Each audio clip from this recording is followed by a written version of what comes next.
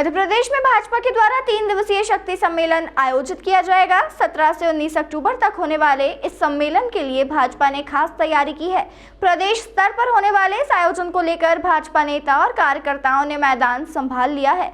इसे लेकर बीजेपी के राष्ट्रीय महासचिव कैलाश विजयवर्गीय ने आज मीडिया को संबोधित किया। कैलाश विजयवर्गीय के मुताबिक इस शक्ति सम्मेलन में 12 लाख से ज्यादा लोग जुड़ेंगे। इस दौरान कैलाश विजयवर्गीय ने कांग्रेस पर भी जमकर निशाना साधा। कैलाश विजयवर्गीय ने कहा कि कांग्रेस के नेताओं को सिर्फ सत्ता की लालच है। 18 महीनों की कमलनाथ की सरकार में वे सभी योजनाएं बंद कर दी गई थी जो मुख्यमंत्री शिवराज सिंह चौहान के द्वारा लागू की गई थी और इन योजनाओं से प्रदेश के लाखों लोगों को लाभ मिल रहा था।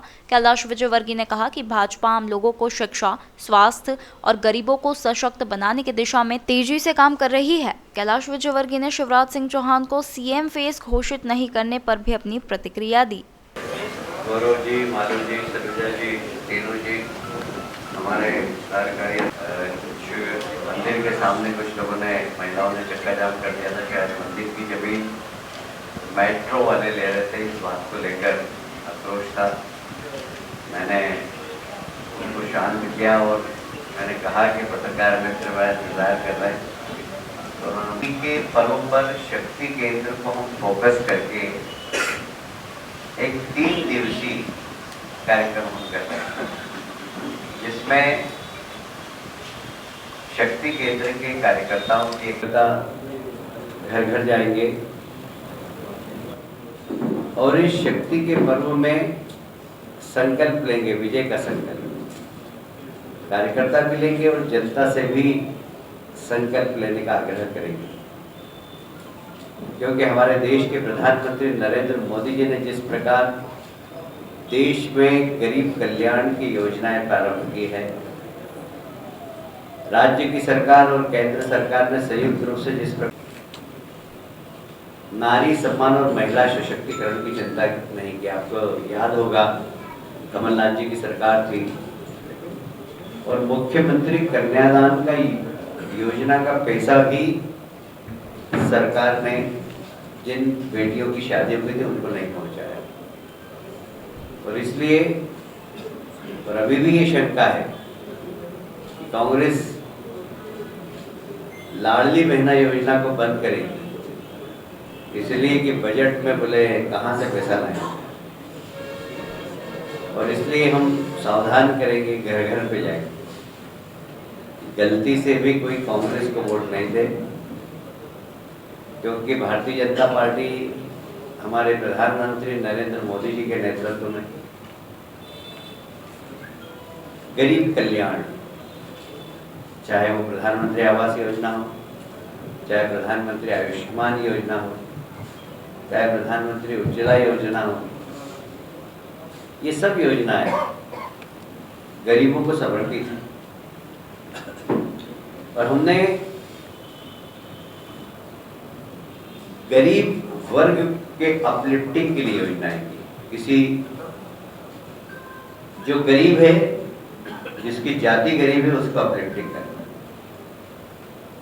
और इसीलिए आप देखेंगे प्रदेश की योजना हो या केंद्र की योजना हो, उसमें हमने फोकस गरीब को किया। और यही कारण है कि पिछले दिनों नीति आयोग ने अपनी रिपोर्ट में बताया है कि इन 9 वर्षों में मोदी जी के नेतृत्व में 13.5 करोड़ गरीब लोग अपलिफ्ट होकर मिडिल क्लास में आए।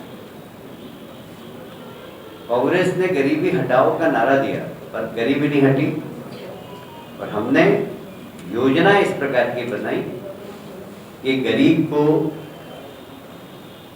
गरीबी के आंकड़े से ऊपर पहुंचाने का काम किया है।